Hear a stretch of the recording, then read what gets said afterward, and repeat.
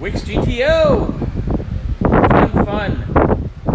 Taking out the Nu-Relics Power Window Kit because I wasn't really a fan of the first polarity and the silly relays. We'll get into that here in the video. And then got a different kind of power window kit. Much nicer. It'll all be explained here. Alright, so Wick and I have already done power window regulators once on the car. We ordered a kit from Nu-Relics, I believe, Wick? Was that the vendor? Someplace out in North Carolina. Yeah, they're in North Carolina. I think it was Nu-Relics. But their kit didn't use factory-style motors. And it had these really strange relays. I can actually show you them right now. And it's just overly complicated wiring for something that came factory. But here, it's got these 8-pin relays. They're really strange. Anyways, we put them in. They worked. But we really weren't a fan. So we went ahead and Wick found these with OE style motors and connectors from Auto City Classic in Minnesota. And these look amazing. With the factory style motor. And this car was an original power window car. It's just the regulators weren't that great. And then Wick ordered a set of rebuilt ones, and they were kind of, those rebuilt ones were kind of iffy. Yeah, they were definitely hokey. Yeah. So now we have this. We get to do power windows again. At least we're getting good at it, Wick. Yeah, that's true. We'll have it down pat this time. Oh yeah, be nice and smooth. All right, getting ready to take out the Nu-Relics power window assembly. Got our 4 bolts out here. I've already loosened up one piece of the glass. Got to undo our electrical. But we'll pull this thing right out because our new kit has all new electrical and all the goodies. All right, we got our Nu-Relics regulator out. Wick and I pulled the glass. We took it up to the office.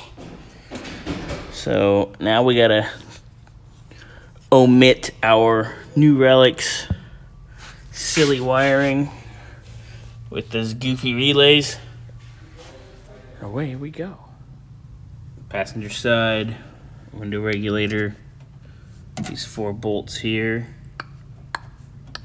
and then these 2 for the track, and there's 2 nuts on the glass as well. Of course, this electrical connector here. And we'll undo this Nu-Relics overly relayed nonsense. All right, we got both of our door window regulators out. The Nu-Relics ones out and gone. We have our wiring here, which we originally spliced the Nu-Relic harness on. I think we'll just splice our connectors, correct connectors back to get rid of all our Nu-Relics stupidity here. Yeah, let's see what they gave us. If they gave us... I think they gave us full harnesses, but we also have our insulation ran, and some of this is window, I believe. Probably. Yeah, I still have to see what they have. Well, if nothing else, we can solder on the right connectors.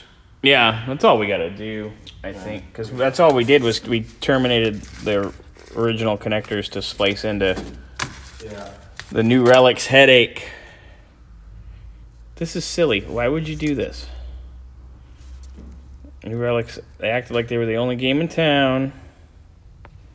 And you get this weird stuff, which we got working, but remember we had some intermittent issues too when we were testing it? Yeah. Well, it was like real jerky. Yeah. It wasn't very smooth. This is silly. All right, got the hardware out for our rear. Get ready to pull this regulator out as well. All right, passenger side regulator out, glass out, channel out.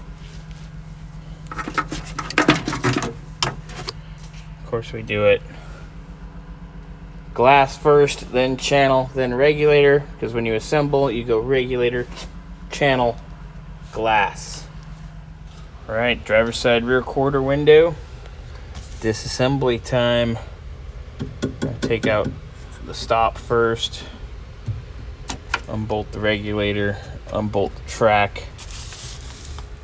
Get everything so it's mobile. Get it ready to come on out.